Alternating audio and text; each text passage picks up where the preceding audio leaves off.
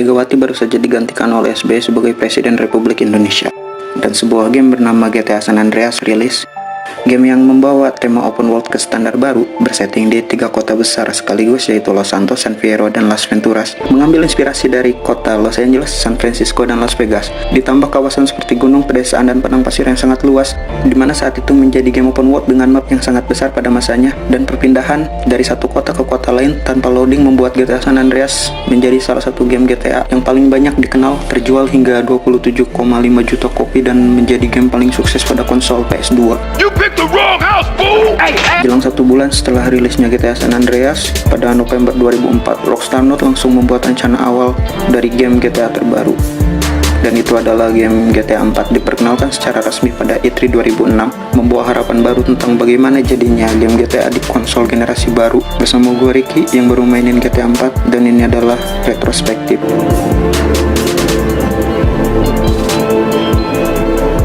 Meski mengalami delay karena masalah teknis pada arsitektur PS3 yang memang rumit, GTA 4 akhirnya rilis pada tanggal 29 April 2008 dengan jarak dari seri sebelumnya kurang lebih 4 tahun. GTA 4 sendiri bertempat di Liberty City, mengambil inspirasi dari kota seperti New York, yang dimana pada awalnya Rockstar sempat berpikiran untuk memasukkan setengah dari negara bagian New York, dimana menyangkut New Jersey sebagai bagian dari countryside atau pedesaan. Namun konsep ini langsung dibuang karena Rockstar memilih untuk menambahkan detail agar kesan map yang terbatas menjadi lebih hidup daripada map yang besar namun terasa kosong. Belum lagi ini adalah series pertama yang dibuat untuk konsol generasi baru menggunakan engine baru, yaitu Rage Engine, yang membuat Rockstar North selaku developer harus berpikir keras tentang apa dan bagaimana jadinya GTA 4 nanti.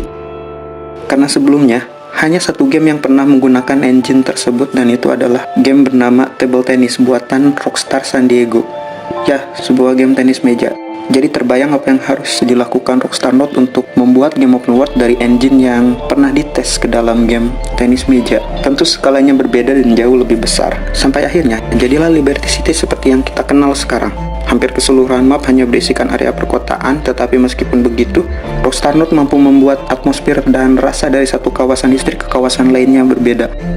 Dari broker, kawasan di mana multikultur berisi segala kriminalitas seperti penjualan narkoba dan senjata, hingga Algonquin yang berisi gedung-gedung tinggi dan menjadi pusat segalanya, membuat map GTA 4 meskipun hampir diisi penuh oleh bangunan, kita tetap akan merasa asing begitu pindah dari satu kawasan ke kawasan lain. Ditambah jalan-jalan yang saling berhubungan membentuk kota yang diisi banyak persimpangan dan tikungan-tikungan tajam hampir keseluruhan Liberty City, menambah kesan map yang tidak terlalu besar namun terasa cukup padat. Belum lagi handling dari kendaraan dibuat serealistis mungkin. Berbeda dari pendahulunya, setiap mobil di GTA 4 memiliki beratnya tersendiri. Belokan yang kita ambil akan terasa berbeda dari satu mobil ke mobil lainnya. Bahkan bisa dibilang GTA 4 menghadirkan handling seperti sebuah game balap, dimana ini yang dulu menjadi perbedaan antara GTA series dan Driver series di masa lalu. Di GTA 4, Rockstar North menunjukkan bahwa mereka juga mampu meracik handling realistis. Namun sayang, banyak yang tidak menyukainya karena di series GTA sebelumnya, kendaraan terasa arcade dan cepat. Meskipun begitu, pilihan handling realistis dan lambat bisa dibilang yang paling benar agar bentuk kota yang lumayan kecil tidak terasa sempit dan membosankan.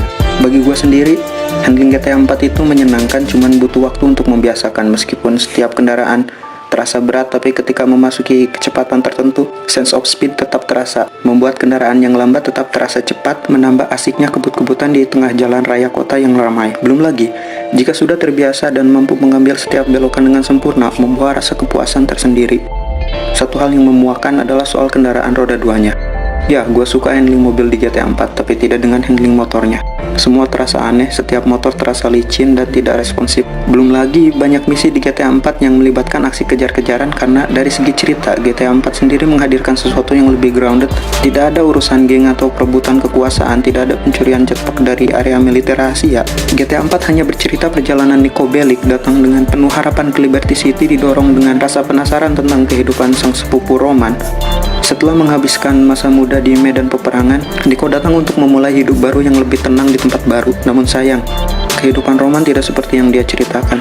Terlilit hutang dan bekerja di perusahaan penyedia layanan taksi membuat Niko harus melewati jalan yang sama dari kehidupan lamanya. Dari segi cerita di awal, memang tidak banyak yang kita tahu soal karakter Niko, tapi seiring berjalannya cerita, kita tahu bahwa Niko tidak lepas dari masa lalu. Bahkan ada alasan lain yang mendorongnya ke Liberty City, membuat kita semua pemain merasakan bahwa jalan yang kita tempuh sebagai Niko Bellic tidak akan berakhir menyenangkan. Itulah yang terasa manusiawi. Kita tahu Nico bukan orang baik, tapi sepanjang perjalanan kita akan menemukan banyak pilihan moral, seperti membunuh Ivan atau mengampuninya, yang dimana jika kita meloloskan Ivan saat itu, kita akan bertemu dengannya di sekitaran Berchem Alderni dan mendapat sedikit gambaran apa saja yang terjadi padanya semenjak kita terakhir bertemu. Nearly killed me, motherfucker! Good to see you! Bahkan di awal permainan kita akan diberi dua pilihan antara kencan pertama atau menolong sepupu Roman yang tengah dalam masalah. Meskipun tidak signifikan, tapi itu menunjukkan bahwa perjalanan kita akan banyak bercabang. Bahkan untuk fitur Hangout GTA 4 membawa cerita ke level yang lebih jauh lagi. Sepanjang story, Nico hanya akan bertemu dua wanita yang menjadi kekasihnya. Namun semuanya berperan penting pada perjalanan memanusiakan sosok Nico. Awalnya kita bertemu dengan Michelle yang ternyata hanyalah sosok lain untuk memanfaatkan Nico. Setelah itu kita akan bertemu dengan sosok Kate yang benar-benar menerima Nico berperan sekaligus teman bagi Nico, membuat kita merasakan sedikit kenikmatan dan kehidupan normal yang seharusnya Nico miliki. Setiap kita hangout bersama teman atau pacar, melakukan berbagai kegiatan selalu diisi obrolan di sela-sela perjalanannya, seperti berbicara dengan Kate soal masa lalu Nico dan Roman, atau berbicara royalitas dan keterpurukan bersama Dwayne, menambah tebalnya karakteristik dari setiap individu. Tapi cerita GTA 4 sendiri tidak selalu melankolis. Banyak humor-humor khas Rockstar bertebaran, contohnya saat kita menonton pertunjukan atau jika kita mendengarkan iklan di siaran radio.